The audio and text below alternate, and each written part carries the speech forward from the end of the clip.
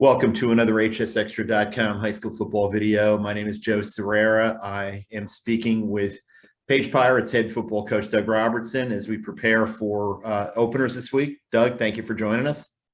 Thank you, Joe. I appreciate you having me.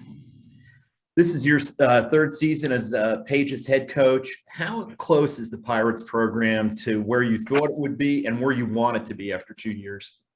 It's much closer than to where it needs to be. A little disappointed in our last scrimmage as far as our effort and our execution against Davie. We've tried to correct those things this week on a short term, but long term, we're much ahead of where we usually are at this time. We have stronger players that's been in the weight room for a full year. These are guys a lot of these guys have played with us and got through the hard times with us for 3 years, and it's certainly time for us to reap some of those benefits. Are we quite there yet? I think that's something we'll find out here in the next 3 or 4 weeks. What's the next step in that progression? What are some of the goals for this team for the season? Well, I look at it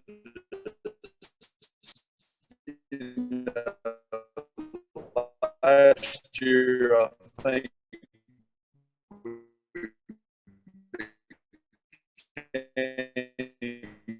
competitive with most teams. The team we play with a chance to win every game we play, not just the ones that we're expected to maybe surprise somebody that may be a little bit better than us. We feel like now we should be at the point where we can compete with anybody on our schedule. And obviously it comes down to who has a better night and where the ball, bounces here or there. And you can still lose those games, but we got to be in those games. We got to be in every game we play on our schedule, and that's how we think, and that's how we got to be this year. And we got to prove that. Nothing's going to be given. We're going to go out and prove that, and it starts Friday, certainly. Yep. How much will this week's game against Dudley tell you about where your program is? Obviously, you're facing last fall's and Class 3A state champions, and just a powerful program every year that doesn't really rebuild, just kind of reloads. Well, I've said this for a number of years. Dudley is the most talented team in our county. I'm going to go ahead and say it. I don't want to hurt anybody's feelings, but they have been for a long time. And Coach Davis and his staff do a terrific job of coaching those really good players. So certainly you have your hands full every time you play a Dudley team. And I certainly respect the things that they do. I think their kids play extremely hard. They don't talk. They don't talk to our team. They just get it done. And that's what I respect the most about Dudley's program is they go out and play hard and they play good football and they're well coached and they're talented.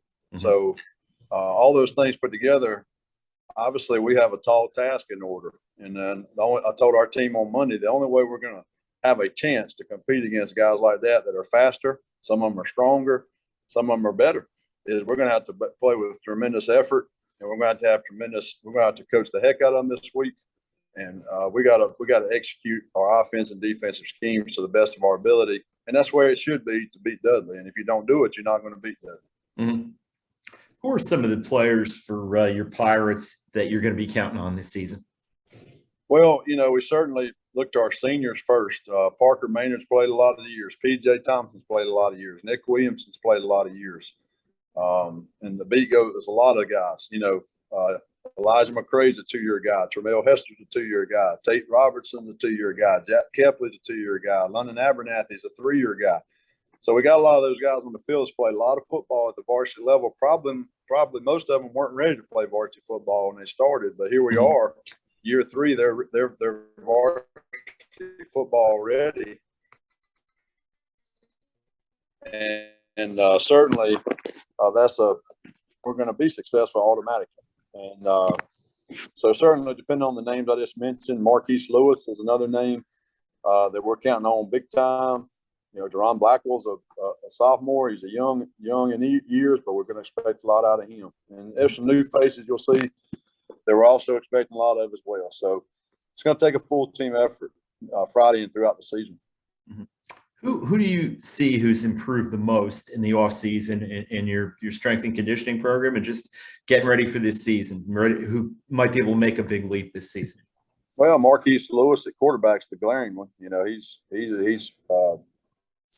has put himself in a situation to be the starting quarterback. with us Friday night, and so he's made a lot of improvements. Our offensive line, I will say, is improved, but it's 5 guys that returned, so that is a strength of our team. It needs to be a strength of our team. Then we have some newcomers. I think one of the skill guys, other than Marquis, that's made a big jump is Tim Nabitzi Livingston, who didn't play a lot for us last year, but really got hungry, ran track in the off season, got faster, worked his tail off in the weight room, had a great summer in preseason, and now he's starting the receiver for us on Friday. So he's earned that spot. Josiah Moore has progressed to being the receiver that I think he can be. He's the one guy we have that's kind of a game breaker as far as speed wise, and he can kind of take the back end off of the defense. And then Amonte Begis is another receiver that's been a new name for us that's really playing well at receiver. Jackson Hester transferred over to us from Northeast as a sophomore that's going to get time in the secondary. That's really showed some promising signs for us. So we got some guys that stepped up, some new faces along with some old faces. It's been nice to see. Having Marquis Lewis, who you talked about being a quarterback, what does that do for you in terms of freeing up Nick Williamson and Jerome Blackwell to be playmakers in other areas on the field and not have to use them maybe as much at quarterback? It's big. If you look at last year's first 3 games, and I'm not looking ahead at all, but I'm looking behind right now, is we lost those games in the second half. In the Dudley game, if you remember, it was 18-7 at the half, and that was the final score. We gave out of gas, and we just competed, but we couldn't finish, and we couldn't move the ball in the second half. And it was mainly because we wore down. Reedsville I think it was 21-13 at the half, and we get beat, 35, 42, 13. We didn't produce at all in the second half. Mount Tabor's tied at the half, 27-all, and now finals 48-27. So if you go back and look at those in the hot weather months, we didn't have a lot of depth last year, and I think that certainly had a factor in our wins and losses. Now, we may play those 3 teams again this year with depth and still lose those games if we don't play well, because there are 3 really good football teams. Right. But I think we're in better position to compete for 4 quarters, is what I'm saying. You talked about your offensive line as well. That's obviously a position that's near and dear to you. It's what you played. It's where your background is. And you mentioned Tate Robertson, your son, one of those 5 offensive linemen. What have you seen in terms of growth and development from that group? Well, they've gotten stronger in the weight room. They really work well together. They love each other, which is it's an offensive line is a team within a team. It's a special group. And when you have 5 returning starters, you got Elijah McCray, Tremel Hester, Tate Robertson, London Abernathy, and Jack Kepley all have played a lot of football together. And that group has to work together to be a cohesive unit. And along with the weight room and the track and the all season to get faster and more athletic, I think they're in more of a position to block anybody in front of them. And certainly Dudley presents a front 8 that's very, very formidable. And so it's going to challenge us and see how really good we've gotten. But I really have a lot of confidence in our offensive line. And I think our backs and quarterbacks have gained confidence in that group to where they can start to make plays and feel comfortable back in the backfield as we try to throw the football, run the football. Dudley Page is not a conference game, but it's become over the years a really good rivalry matchup. How important is playing a team like Dudley to your program every year? Well, it's big for the 2 communities. It's bigger than me. It's bigger than this team. It's bigger than their team. It's more of a history. It's a rivalry. It's a rivalry in the history because both teams have won the game. Lately, it hadn't been much of a rivalry because Dudley's won. But I think over the years, I don't know what the total times we played them, and I don't know what the record looks like. But I imagine it's enough to say that it's a rivalry. Page has won enough games, and Dudley's won enough games to make that a rivalry. And certainly, we got to get back Page to where we can make that a rivalry again yearly. I think we're closer to that, but it's big for both communities.